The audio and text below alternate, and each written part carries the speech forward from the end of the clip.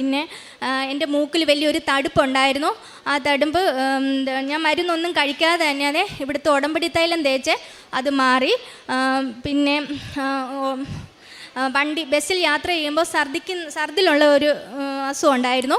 ദൂരെ യാത്ര ചെയ്യുമ്പോൾ ഗുളിക കഴിക്കണമായിരുന്നു. ഇവിടെ വന്ന് ഉടമ്പടി എടുത്തതിന് ശേഷം ടാബ്ലറ്റ് കഴിക്കാതെ എത്ര ദൂരം യാത്ര വേണമെങ്കിലും ചെയ്യാൻ പറ്റും. വീടിൻ്റെ അടുത്തുള്ള ഒരു പയ്യൻ ഡിസംബറിൽ സ്റ്റാർ ഇടാൻ മേളിൽ കയറിയപ്പോൾ ഷോക്ക് അടിച്ച് താഴെ വീണു. അപ്പോൾ കാലിൻ്റെ മുട്ടയിലെ ചിരട്ട പൊട്ടിയിരുന്നു.